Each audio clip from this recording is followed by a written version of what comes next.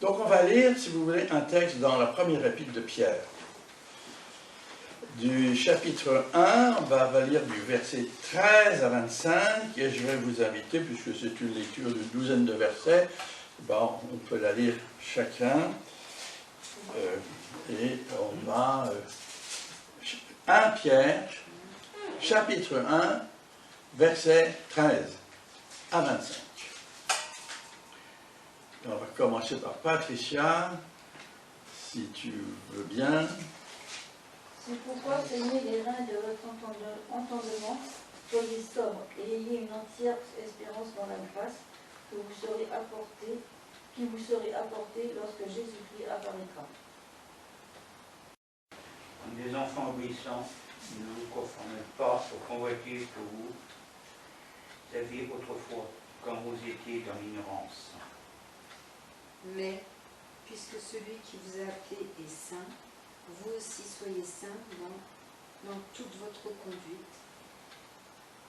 En effet, il est écrit, vous serez saints, car moi je suis saint. Et si vous invoquez comme Père celui qui juge selon l'œuvre de chacun, sans favoritisme, conduisez-vous avec crainte pendant le temps de votre séjour sur la terre.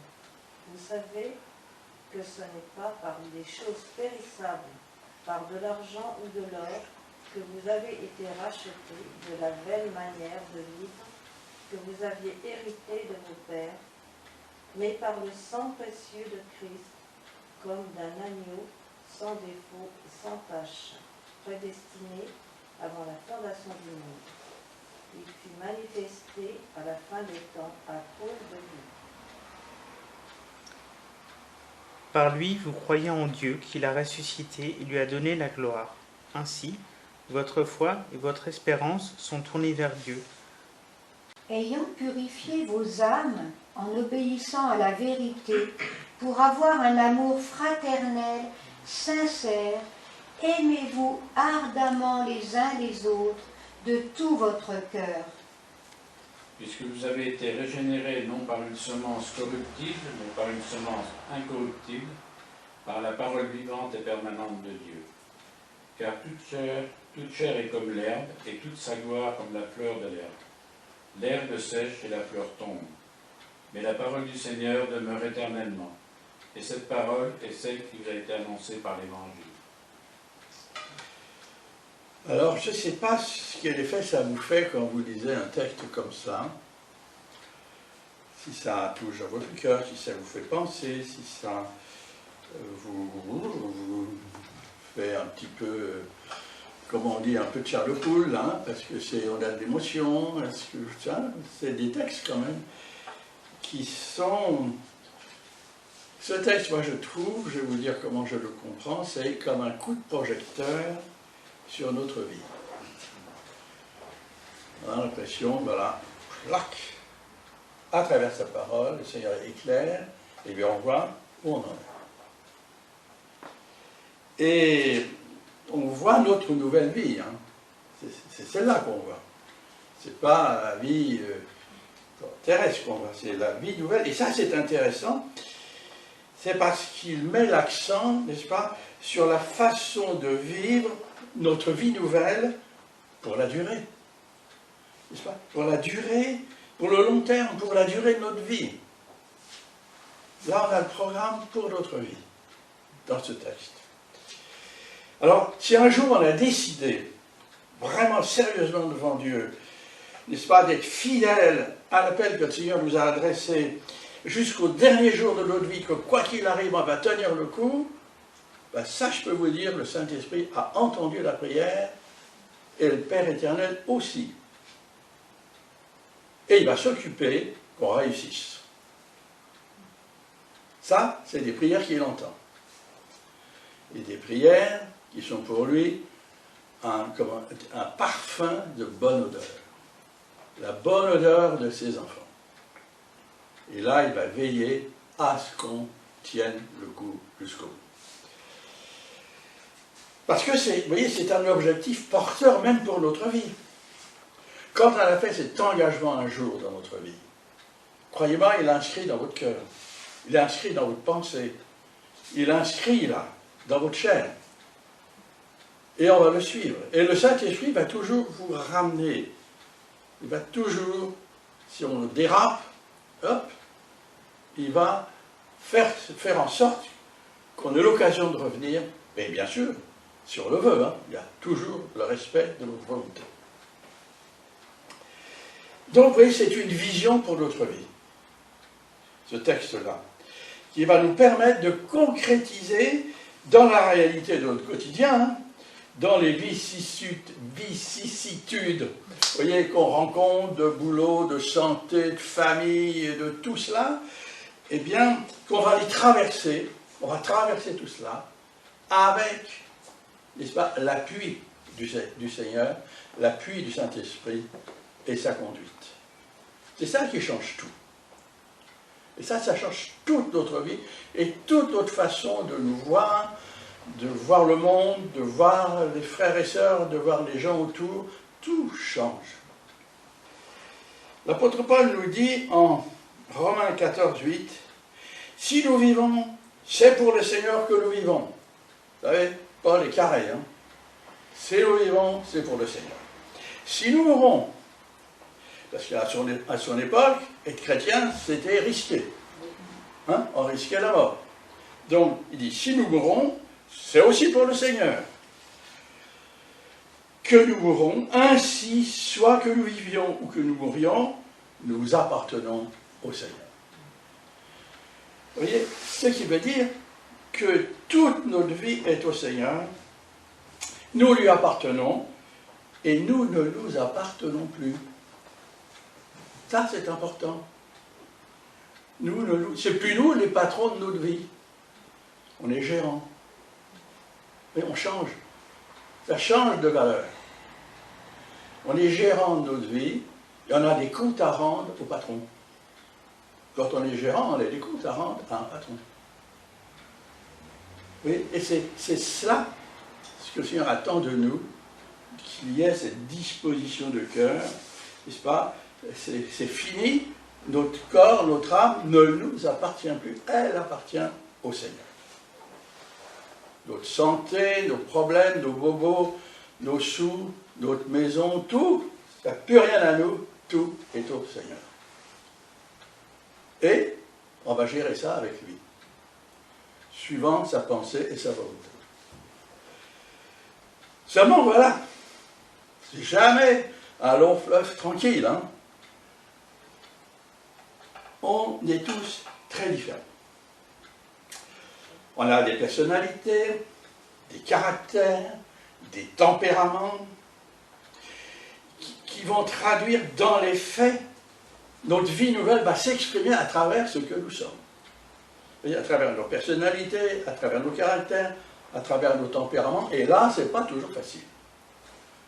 Là, on est parfois bien raide au lieu d'être souple. Et dans l'Église, c'est toute cette variété qu'il y a là. Cette variété d'enfants de Dieu qui est riche, qui est belle, parce que c'est comme ça qu'il faut l'avoir. Hein. Il ne faut pas l'avoir. Il y a toujours deux faces. Hein. Ça, c'est la bonne face. Hein. Il y a trop de chrétiens qui ont tendance à voir l'autre. Hein. Il y a la bonne face qu'il faut voir. C'est pour cela que l'apôtre Pierre nous dit, on l'a lu, d'avoir un amour fraternel sincère. Sincère. Et il nous recommande de nous aimer ardemment les uns les autres d'un cœur pur. On l'a lu, c'est ça qu'il nous demande. Et ça, c'est la nouvelle vie.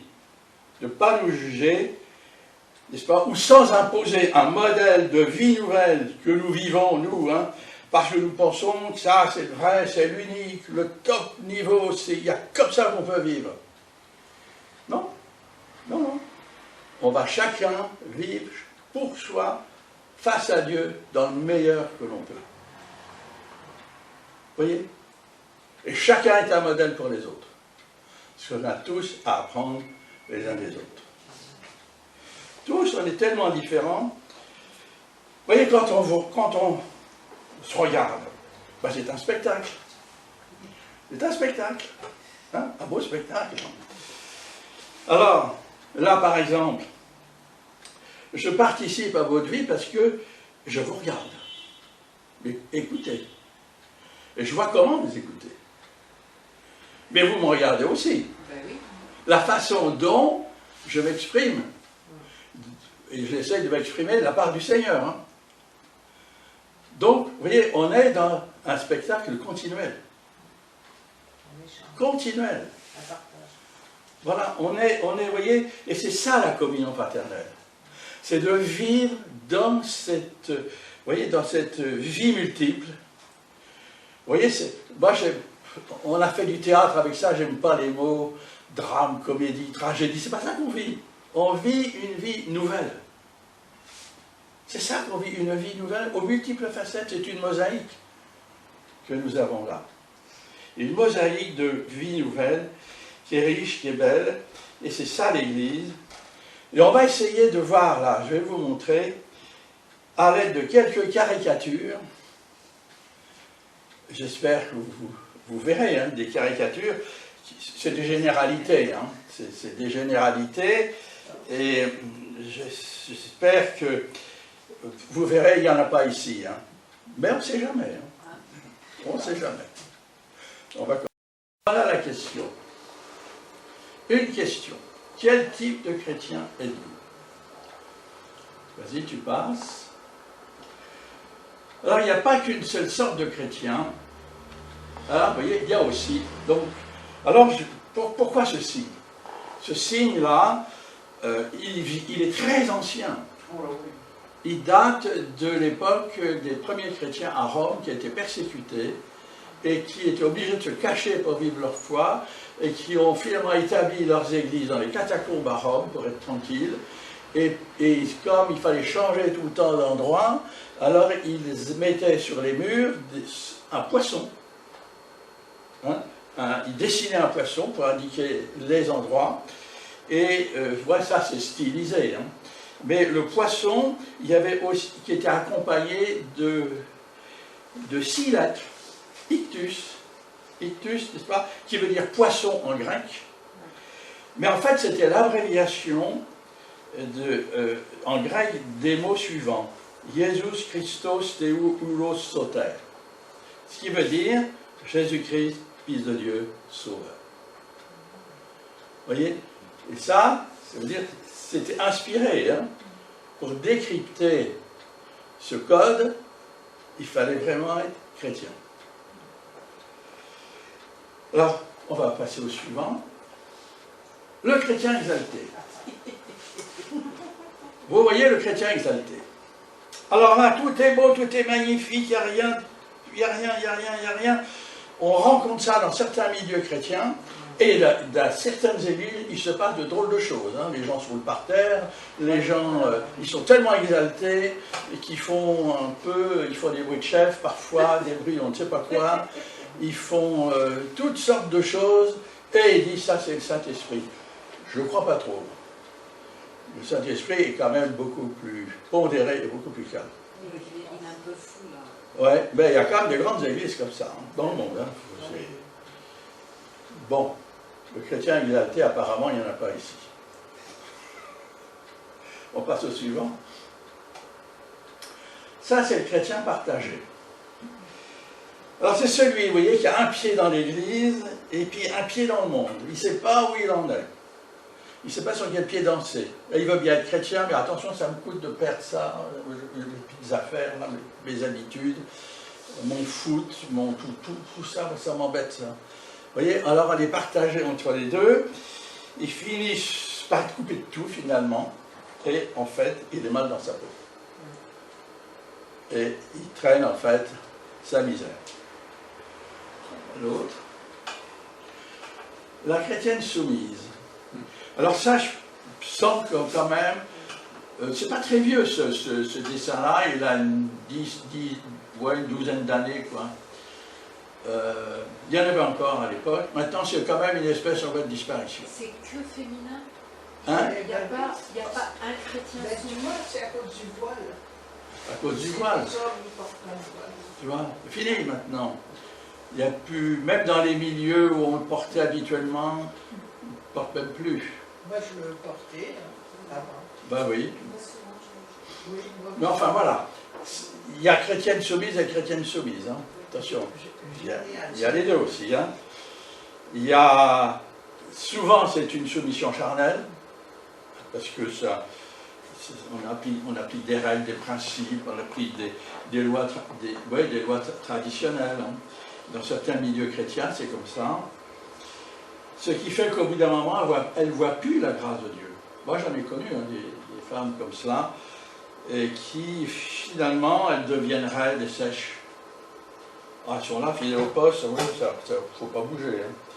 Et puis, en fait, elles se privent de tout. Et elles sont malheureuses. Pour vivre dans la liberté de Christ, hein. C'est là qu'il faut vivre. On passe au suivant. Alors ça, c'est le chrétien qui se donne. Vous voyez, il y a des chrétiens comme ça, qui ont un grand cœur, un très grand cœur, ils sont généreux et ils partagent tout ce qu'ils ont. Alors, ils ont de la compassion, ils ont une grande compassion, mais ils n'arrêtent pas de faire des œuvres au point que ça nuise à leur relation avec le Seigneur. Vous savez, ils sont comme Marthe. Vous vous souvenez Marthe dans Luc, là, hein, où Marie, sa sœur, se plaint. Hein, moi, je fais tout le boulot, et puis Marie, elle ne fait rien. Tu vois? Et le Seigneur répond, Marthe, Marthe, tu t'inquiètes, tu t'agis pour beaucoup de choses. Une seule est nécessaire. Et Marie a choisi la bonne part, qui ne lui sera point ôtée. Vous voyez? Et cette part, ben, c'est la parole de Dieu. C'est le temps qu'on doit passer tous les jours à la parole de Dieu. N'est-ce pas? Et le Seigneur rappelle à Marthe qu'il faut l'équilibre entre l'action et le ressourcement, n'est-ce pas, de façon à maintenir d'abord la communion avec notre céleste Père. C'est d'abord cela le point d'ordre de notre vie tous les jours. Oui? Oui, ça c'est le chrétien adolescent. Il y en a comme ça. Ils veulent rester jeunes. Alors, ils ne veulent pas voir que le temps passe et ils refusent de vieillir. Alors, ils font ce qu'ils peuvent pour s'identifier à la génération, à une génération qui n'est plus la leur. Hein. Et puis, ça devient ridicule à la longue. Alors, mais il faut accepter, hein, il faut accepter, avec comme une grâce de vieillir. Hein. C'est quand même une grâce. Et si on marche avec Dieu, on vieillit bien, moi je trouve. Hein. Attention, on vieillit bien. Mais sinon, on n'a pas envie de mourir jeune non plus. Hein. Donc, parce qu'on a envie de vieillir quand même. On a envie de servir le Seigneur le plus longtemps qu'on peut. Hein. C'est quand même comme cela. Alors, il nous faut donc accepter qu'on vieillit. Et puis, il nous faut donc adapter notre comportement à notre âge qui avance, pour la gloire de Dieu. Vous voyez, ça c'est le chrétien compromis. Voilà, c'est qu'un petit verre. Alors, il y a 3 petits points derrière, on ne sait pas de quel verre il s'agit. Hein. Vous voyez? Ça, vous savez ce que veut dire le terme compromis? Le mot compromis? Ça veut dire acte par lequel on transige avec sa conscience. La conscience va nous dire quand on réagit. Parce que si on lit régulièrement la parole de Dieu, notre conscience est éduquée par la parole de Dieu. Et donc elle va tout de suite nous dire, ah non, là. Là on est libre, on peut aller. Hein. Vous voyez, c'est le feu rouge, les 3 feux là. Tac, ils sont dans le tiers, ça c'est notre conscience. Alors si on dérape, parce qu'on dérape, hein, et tout de suite, il faut se reprendre. Hein. Il faut se reprendre, et puis il faut venir au pied de la croix, puis demander pardon au Seigneur, et puis le Seigneur va nous rétablir, et puis on va repartir. Mais sinon, si on ira de compromis en compromis, hein. Et d'un compromis on en entraîne un autre, et ainsi de suite. Hein. Et là, finalement, on va s'éloigner du Seigneur et des frères et sœurs. Et on va se retrouver isolés. Ça, c'est le faux chrétien. Il n'y en a pas parmi nous, on passe. C'est bien, Voilà, oui. Vous voyez, ça c'est le chrétien conservateur.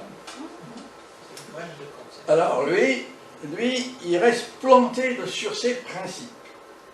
et il s'enferme dans ses convictions qui, pour lui, ne peuvent plus supporter un éclairage nouveau. Alors c'est un chrétien qui bien souvent va souffrir, hein, parce qu'on est à l'étroit quand même dans une boîte, hein, et il va en même temps faire souffrir les autres. Vas-y. Alors, ça c'est le chrétien qui ne veut pas se mouiller. Vous voyez, alors, ça c'est le chrétien qui se tient à l'écart de la vie de l'Église, mais il a toutes sortes d'idées intéressantes sur la vie de l'Église, mais il ne s'engage pas. C'est celui qu'on voit apparaître, et ça je l'ai vu, à l'Assemblée Générale, il n'est jamais là, mais à l'Assemblée Générale il est là, et c'est ça qu'il faut faire.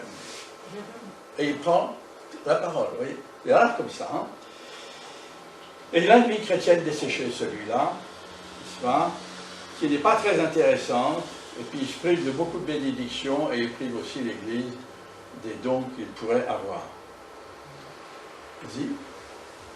Celui-là, c'est l'homme d'affaires. Alors on n'en a pas ici, mais j'en ai eu hein, dans des églises. Alors il ne quitte pas son travail, celui-là, il ne quitte pas son travail, c'est un gars bien, hein. Il est chrétien, mais il n'arrive pas à participer à la vie de l'Église, c'est-à-dire il filtre toute la vie de l'Église, toute la vie nouvelle est filtrée dans ses règles, dans sa déontologie professionnelle. Il croit que c'est supérieur à tout.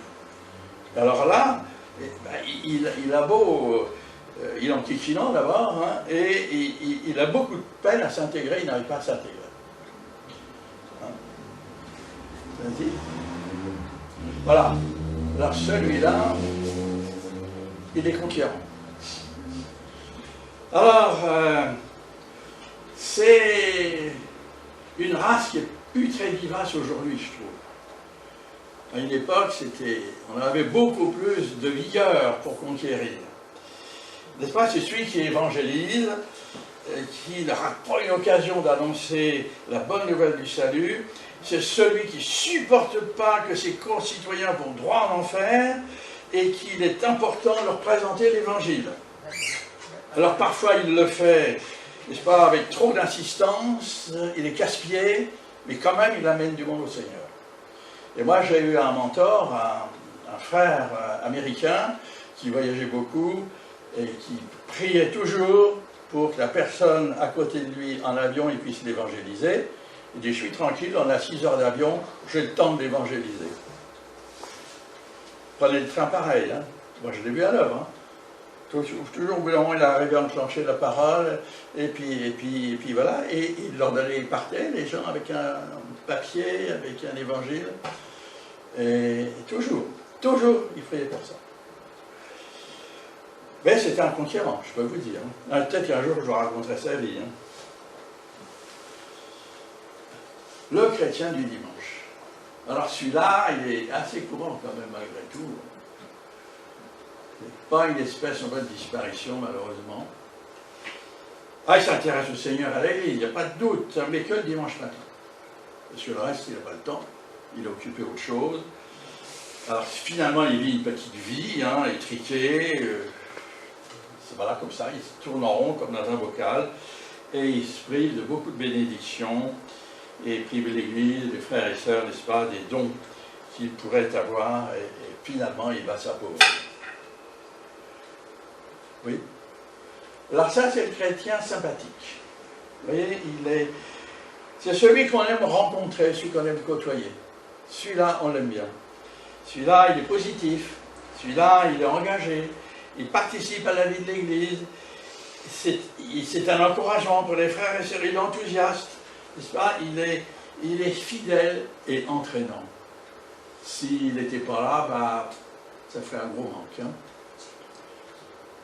Vas-y. Et celui-là, c'est le chrétien ami de Dieu. Hein? Alors, vous voyez, le chrétien, il est là, le chrétien. Il est là. Hein? Ça représente Dieu, mais c'est une caricature. Hein? Là, ça, c'est le chrétien idéal. Être ami de Dieu. C'est le chrétien idéal. Et le Seigneur, dit à ses disciples en Jean 15, 13, « Vous êtes mes amis si vous faites ce que je vous commande. » C'est-à-dire, si nous vivons dans sa volonté et son amour. C'est là qu'on est un chrétien ami de Dieu. N'est-ce pas? Parce que c'est le but. C'est l'objectif de notre vie terrestre, n'est-ce pas? C'est la perfection que notre Seigneur attend de nous, que nous soyons entièrement à lui, corps et âme. Hein? C'est ça qu'il attend, le Seigneur. Alors là, vous voyez, il intervient pour nous défendre. Il intervient. Et il nous garde et il nous protège. Voilà, les caricatures, c'est fini. On pourrait encore en faire d'autres. Mais qu'est-ce qu'on peut dire après ça? Bien que nous sommes tous différents.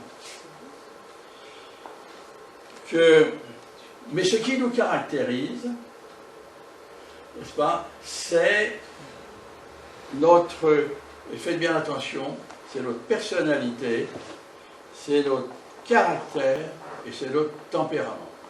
C'est ça qui nous caractérise. Alors notre tempérament, on ne peut pas y faire grand-chose. Parce que c'est l'expression de notre être, c'est notre nature, qui va déterminer les grandes lignes de notre comportement. Alors oui, on peut avoir un comportement actif, on peut toujours faire quelque chose. On n'arrête pas. Non, on n'arrête pas. On fait toujours quelque chose. Combatif, batibulaire, peinard, hein. Indolent, artiste. Oui, ça c'est le tempérament. Alors ça c'est dans les gènes. On ne peut pas y faire grand-chose, mais ce n'est pas une raison pour nous cacher derrière ça, pour camoufler nos manques de bonne volonté. Ça ne marche pas ça. Parce qu'on peut toujours arrondir les angles, on peut toujours s'améliorer avec la grâce de Dieu, n'est-ce pas? Et on peut toujours, non pas refaire notre tempérament, mais l'améliorer, voyez, et le rendre plus sociable, plus vivable. N'est-ce pas? Notre caractère. Notre caractère, c'est ce qui va traduire notre manière d'agir. Alors on peut avoir un bon caractère, paisible, commode, conciliant, doux, gai, optimiste. Ça, c'est le caractère. On peut avoir un mauvais caractère aussi.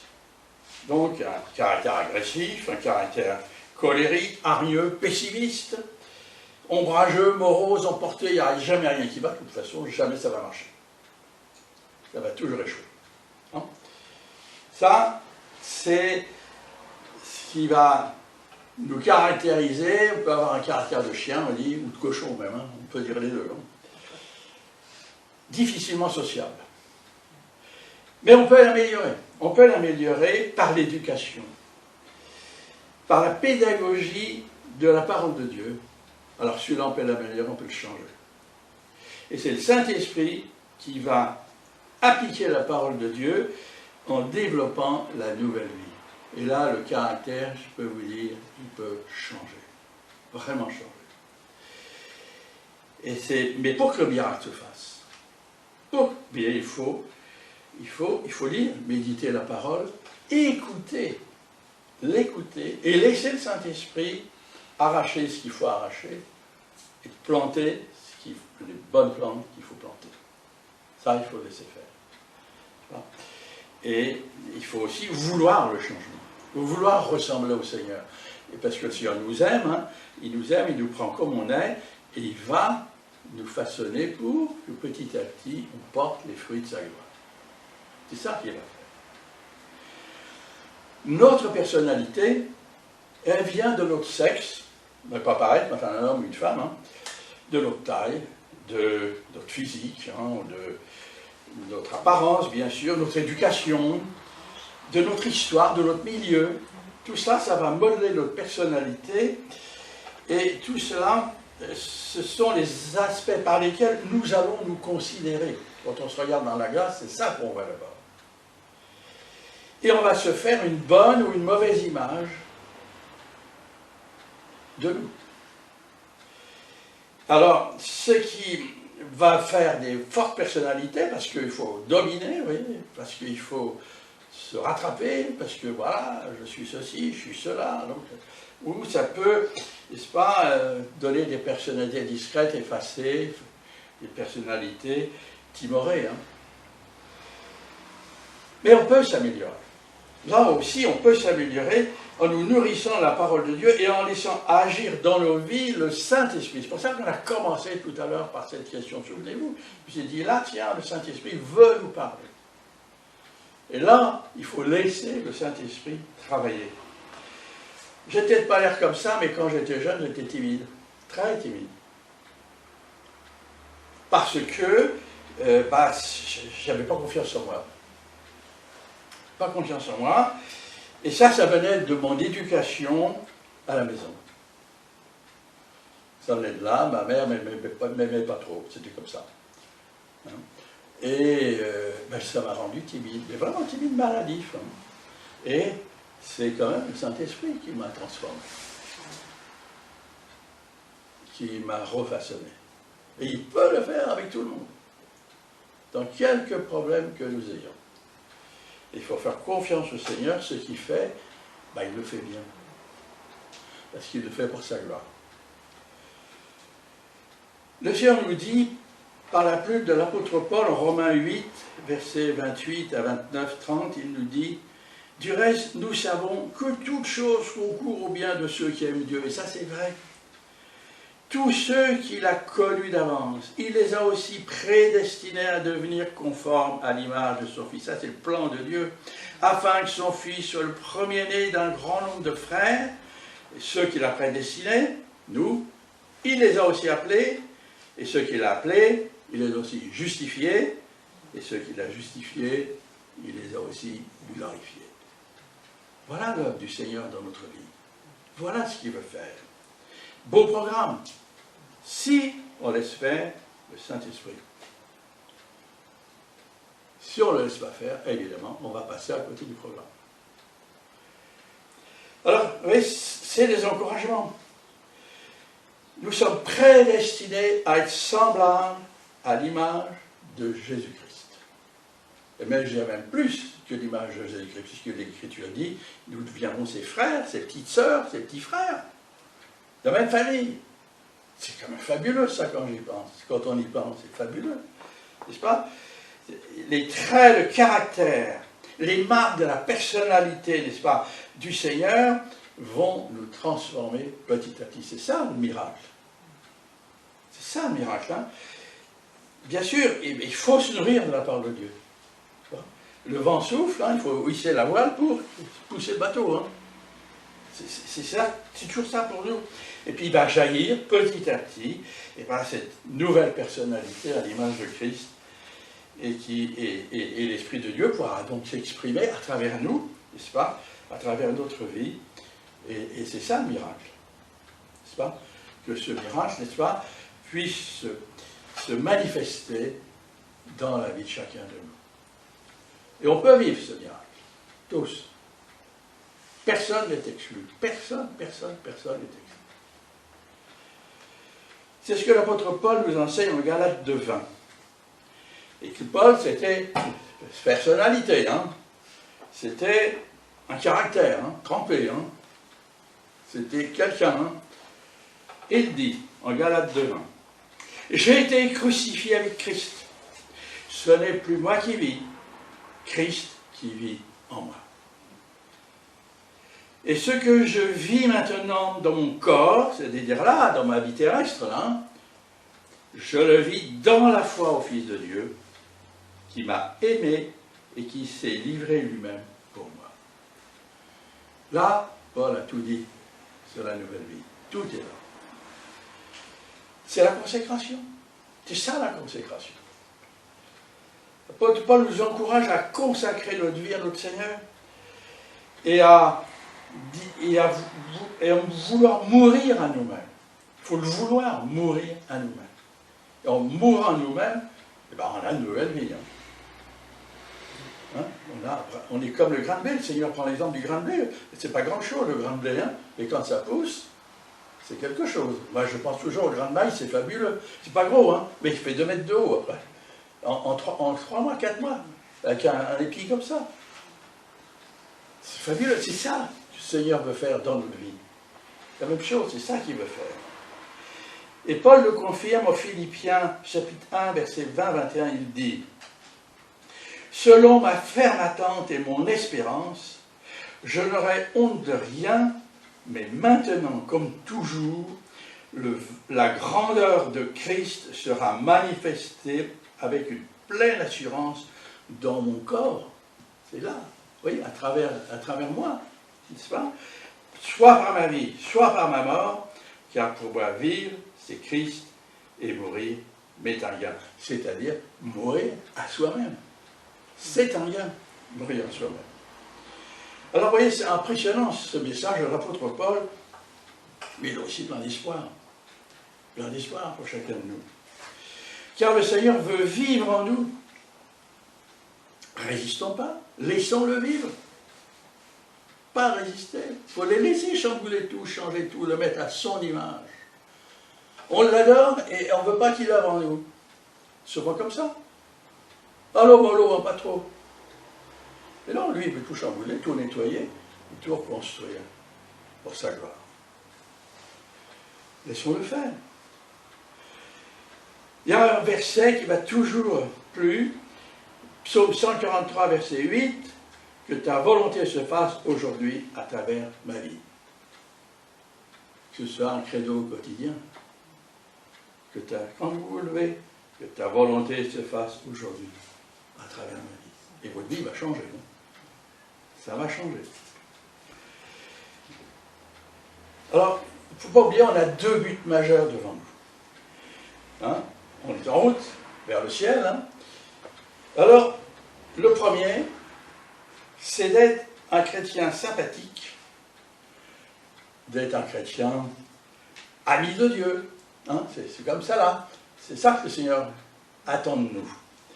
Des chrétiens pleins d'enthousiasme, de joie, qui portent des fruits éternels, de qui le Seigneur va se réjouir.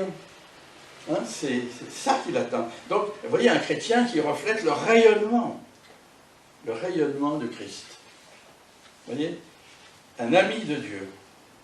Et le deuxième but que nous avons devant nous, c'est de nous préparer à voir notre Seigneur. C'est de nous préparer à le rencontrer. N'est-ce pas? Et ce sera le plus grand moment de notre vie. Là, absolument le plus grand moment de notre vie. L'aboutissement de notre vie. Ça sera là. Alors il faut se préparer à ce moment de le rencontrer. Et ça marquera aussi notre entrée dans l'éternité. Et c'est ce que Jean nous dit.